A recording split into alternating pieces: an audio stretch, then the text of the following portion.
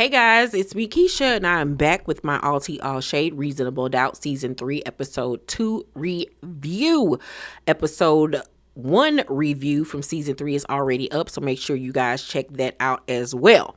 So on Episode 2, we start off with Lewis continuing his conversation with Jax about the fact that Toni said that she will drop the case if she can spend one more night with him. But he clarifies that she just wants to show him pictures of the baby, the room, and probably yell at him a little bit. And I was like, oh, okay. Even though that's still a little, I thought at first that she wanted to slob on his knob like corn on the cob again. And Jack still ain't with it, however, because she was like, look, I know that heifer still want to fuck. You know what I'm saying? I know that's what's up or whatever. But he's adamant that ain't nothing happening, ain't nothing going down between them. Ain't nothing going on but the rent. So Jackson's like, all right, give me a minute to think about this because this is a lot. Then in the middle of their conversation, she gets a phone call from Daniel telling her that ring cam footage of Azie and Wendy outside arguing has surfaced. It hasn't been made public yet, but they got it. So she like, you gotta be motherfucking kidding me, because this dude ain't told me nothing about this. Nothing. So she is pissed. So she immediately goes over to Azie's house to check him about this. Now, mind you, she's there with Bill, because remember, she asked him to work on the case with her. So Azie tells Jax that he went to sleep after they argued and that Wendy got mad because he was going to make her sign the NDA, which is not true. That is not what they were arguing about. They were arguing about him confronting her about whatever his mama told him. He still had no intentions of asking her to sign any NDA. So he's still lying and covering up things. I personally believe that he did unalive her. I really honestly do. Or I think if it wasn't her, it probably was the mama. That's what it's giving me. I think it's him, but I also think it could have been the mama. Maybe even the sister, Kristen, because I ain't forgot about her neither and the way that she reacted in that room. And he might just be trying to cover up for the sister, but we gonna find out. So Daniel, my bad, was wrong. Bill was not there in that scene. He wasn't there at that scene. My bad. I think Corey might have been, but yeah. So Daniel talks to Nisha, Wendy's homegirl, again, and she's the one that tells him that the police found Wendy's bag on the side of the road because it was thrown out the window of whatever car she was in or whatever. So he relays this information to Jax, and Jax is once again like, I know you are lying to me. Like, why did you hire me if you are not going to tell me the truth and tell me what is going on? So she confronts Azie once again, and this time Bill is there, and Bill is standing there silent, watching everything, paying attention to everything that is being said, paying attention to how Jax is handling the situation. He's assessing everything. And so Azie is once again trying to play everything off like, we don't even know if anything's wrong with her, da-da-da-da-da-da. And his little sister Kristen, like I said, jumps in, and Jax was like, who is this? And he was like, that's my sister Kristen that I had told you about. And so that got me thinking, was she there when they initially got into it that night? Was she the one that, or did Azie do it? I think it's either Azie, the sister, or the mama. Those are the three suspects for me. So Azie gets frustrated when Jax put her foot on his neck and he fires her. And she was like, no problem. I'm still going to get my billable hours. Like, you ain't hurting me. You hurting yourself. Okay. So Bill tries to smooth things over, but Jack's like, bring your ass. So as they leave him, he was like, look, can I be honest with you? You was a little impulsive in there, a little reckless. Like, what are we going to tell the partners? And I was like, What you gonna tell the partners? Excuse you, sir? Cause ain't Jax technically his boss as of right now? Cause you ain't a partner. So excuse you? And I was like, see, there it is. There it is. I knew that he was about to snake her. Cause why would that be the first thing that came out your mouth? But he's covering his butt because he told her to her face how he felt about the situation. And Jax just not peeping game that this dude is playing her like a fiddle. So Jax is like, they ain't got to know nothing because I'm already knowing when she further hits the fan that he will be calling for my help again. So yeah, don't worry about it. So he was like, all right. So then Jax gives Lewis a contract for Toni to sign. As soon as he get there, she needs to sign it, saying that she will drop the lawsuit and everything. She get 12 hours of his time, and they better not have no hanky-panky. And so he was like, fine, I'm just going over there. And he gets there, and Toni, is excited to see him or whatever. He gives her the contract, and she was looking like, I know you lying, like you just walked through the door. She was like, I bet this got Jax written all over it. So she pockets the contract, and I'm looking at him like, you don't listen for shit. Didn't Jax tell you to have this heifer sign this as soon as you walk through the door? Because then what if you spend the whole night there and then her ass still don't sign it? Dummy. But she takes him into the nursery room, and he's like shocked because I think at that moment, it was a reminder of him that, damn, this was real. She was prepared for this child, this baby. She lost a human being that she grew in her belly for all that time. And like, he was stunned by it. He saw what she had been living with. Yeah, he mourned the baby, but he didn't mourn it like her because she was in it. She lived with this baby inside of her. She lost this baby. I think it finally dawned on him what she'd been going through. And it actually, I think that we as the viewers needed to see that too, so we could connect with where Toni is mentally. Because even I was like, girl, get over it. Like, not girl, get over it, but like, you know what I'm saying? Like, but seeing her in that room was like, okay, it brought everything around full circle.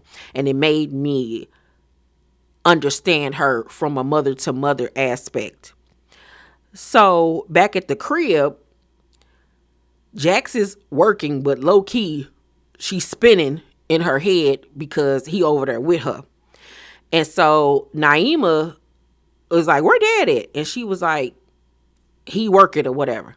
And she was like, oh, the tables have turned because it used to be him waiting up for you. And she was like, I ain't waiting up for him. I'm working. Girl, go ahead and go to bed.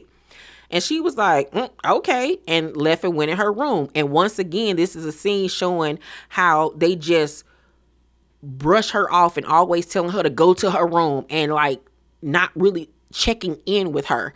And mind you, they still don't know that this man even got another woman pregnant.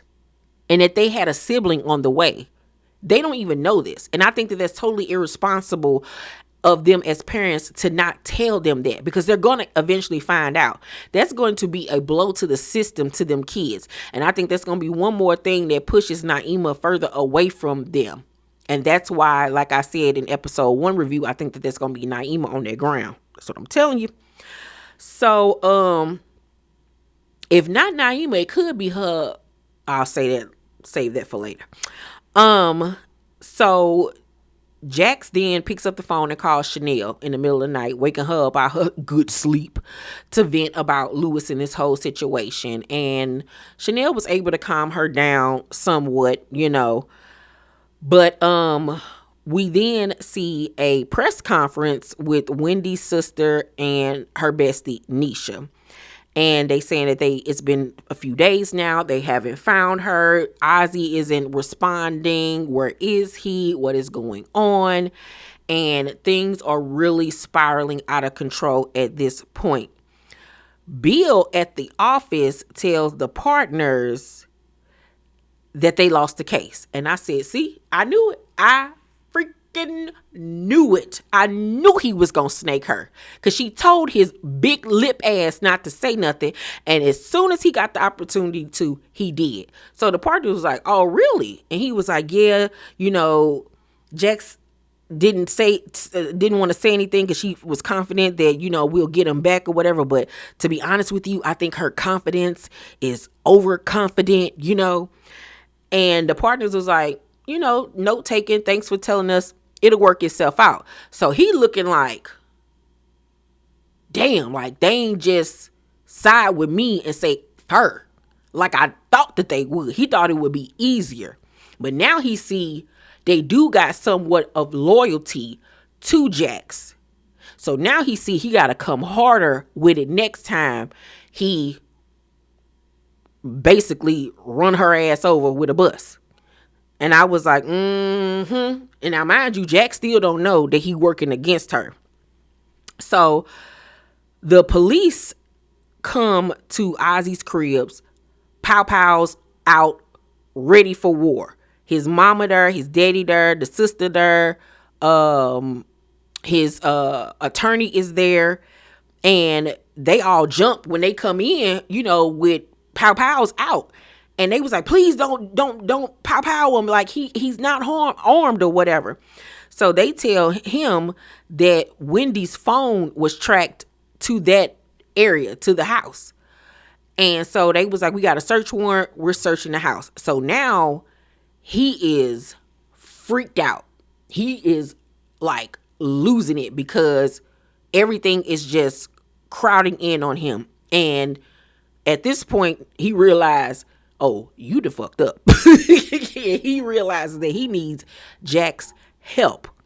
So next thing we know, Corey calls Jax and was like, I need to talk to you. I'm outside. She goes outside and he was like, Ozzy wants you back on the case. And she was like, I bet he do.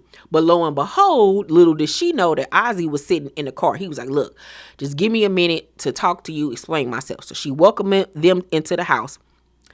And he was like, oh, your house real nice. And she was like, thanks. And she was like, but I need you to be quiet because my daughter's asleep. And he was like, how old is your daughter? And she looked at him. And she was like, Ozzy, get to talking. And that stuck out to me. Because why would you ask how old her daughter is?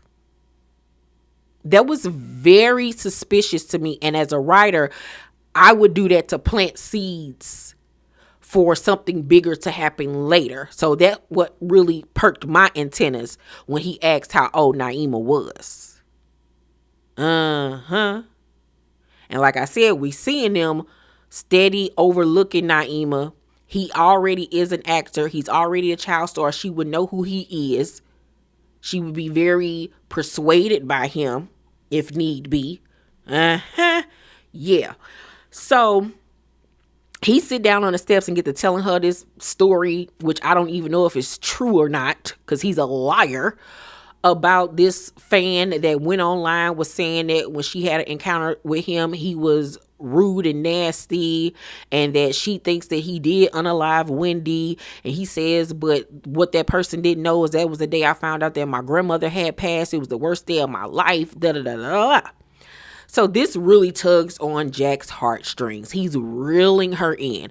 I frankly don't believe nothing that comes out of this man's mouth because everything is an act with him.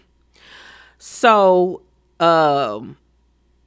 he says that Nisha, if she really wanted to talk to him, she could have texted him. She could have sent a voicemail, a voice note, if it was that important. And I'm like, dude, are you really? Really, nigga? Like, that was a lame excuse right there. Like, if I was Jax, I would be looking at him sideways. I wouldn't believe nothing that come out this man's mouth. So Jax was like, look, I'll work with you again. You can sleep here. You don't need to go back to that house. But he tells Corey, oh, you staying here too. Because my husband ain't here and he ain't about to unalive me in my sleep. So he tells him to, tells Corey to basically stay in the hallway and man the house, right? So then Jax goes back into her room and she calls Lewis to check up. And she FaceTiming him, phone ringing. He ain't answering the phone. He in the nursery room. He and Toni see the phone ringing, and she was like, look, if she gonna keep on calling, you might as well leave. He pick up the phone, and he hesitant on whether or not to answer or not, and he sends her the voicemail. And Jax was like, I know this nigga didn't. Like, she like, oh my God. So she goes out into the hallway and sits next to Corey, who's half asleep. And he was like, you all right? And she was like, I don't know yet. You know? And I'm so happy because the old Jax would immediately set on his dick. But the new Jack, who's trying to be mature, was like, you know what? I'm going to just see how this play out. I ain't going to overreact. I ain't going to blow him up. I'm just going to see how this whole thing plays out. And I was like, girl, you better than me. So Toni is watching Lewis around the baby room, and she's having flashbacks of their first time together and how good it was. And she goes up to him and tries to kiss him. And he was like, whoa there, whore. That is not what I came here to do. And she was like, I know that's what you came here to do. He was like, no, it wasn't.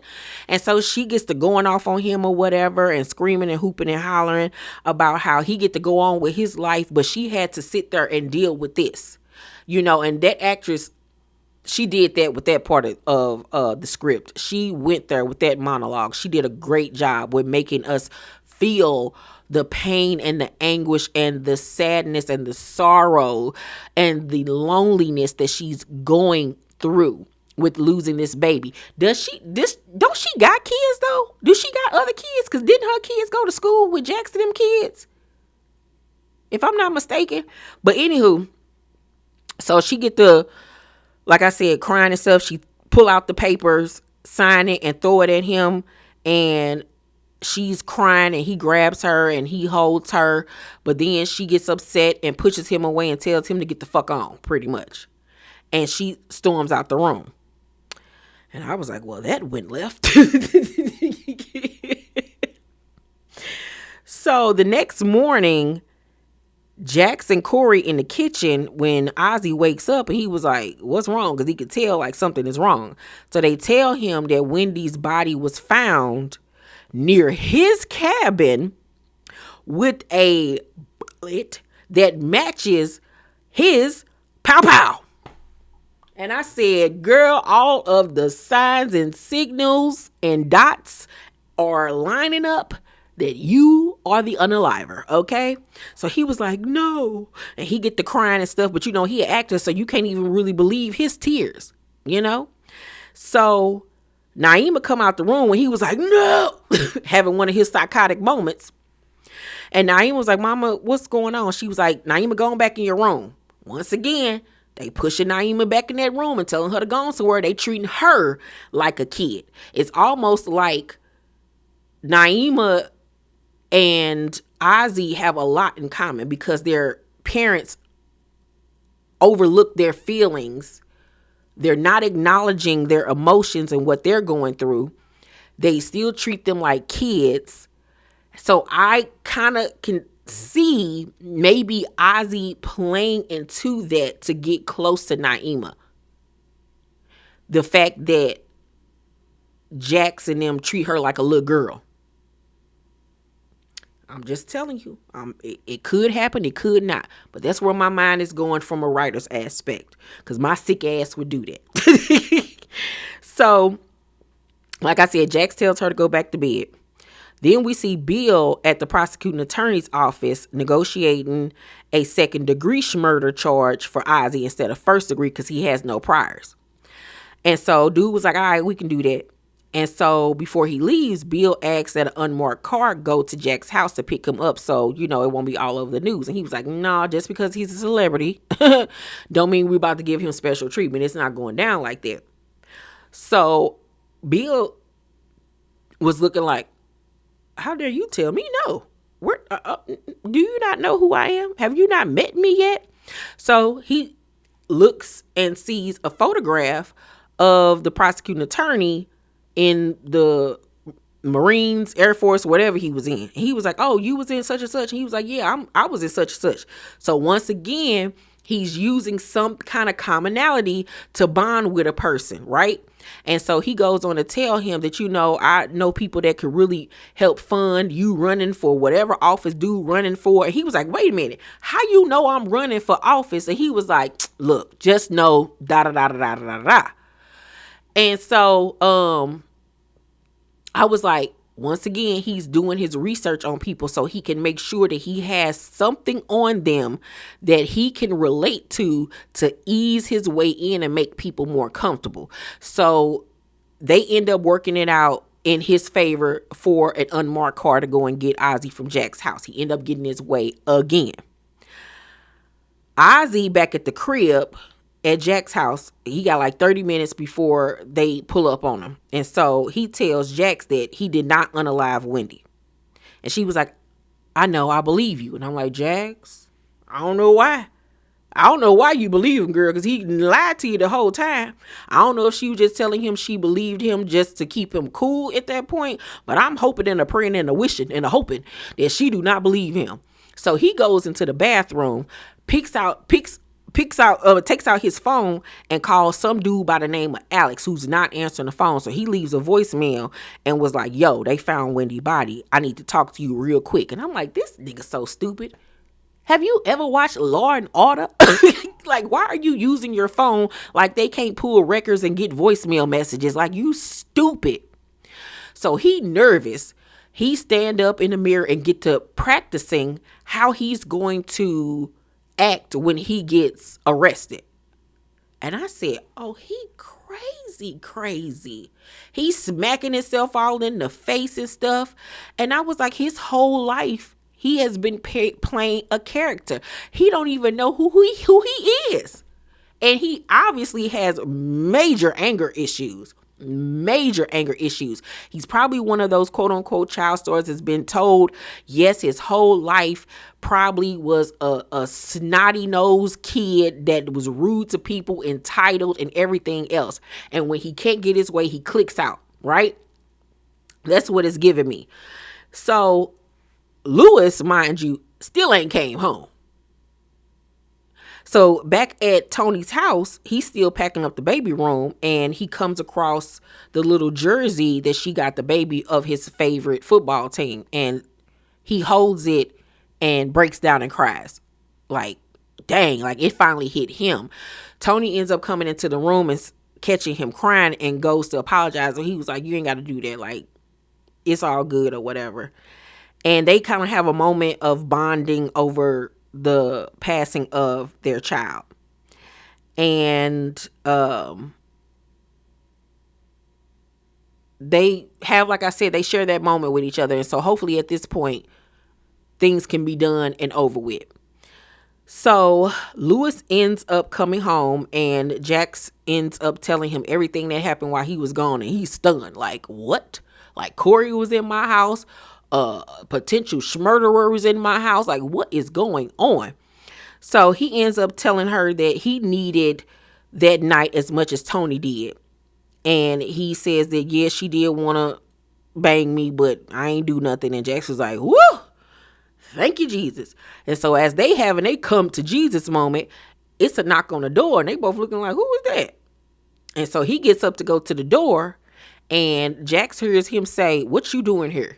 And she goes to the door, and lo and behold, it's her damn crackhead ass daddy. I said, here we go. But they already hinted to the daddy probably showing up in episode 1 when she mentioned to Azie that she doesn't have a relationship with her father and that he was on schmugs. So the daddy done popped up, child. And I'm like, here we go again. Yeah.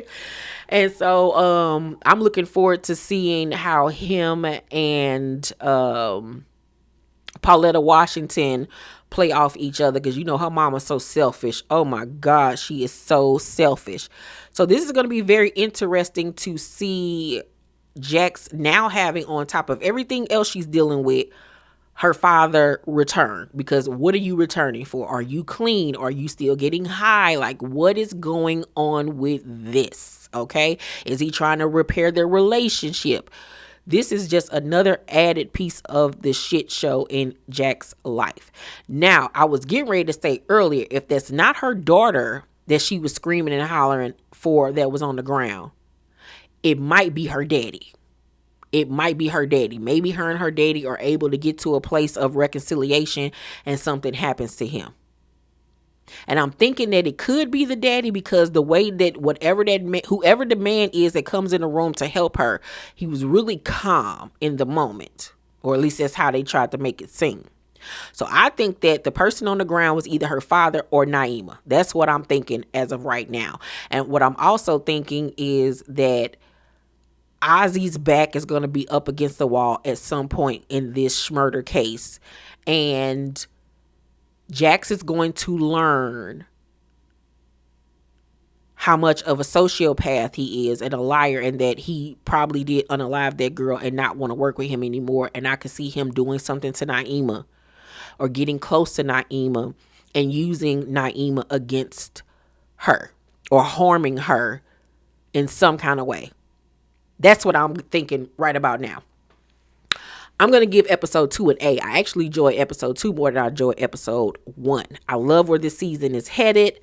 Y'all let me know what y'all thought about episode 2. Let's talk about it down below in the comment section. Please make sure to thumbs up this video, subscribe to my channel, and turn on your post notifications so you know my videos drop. T-Squad, I love you, and I will see you guys on my next video.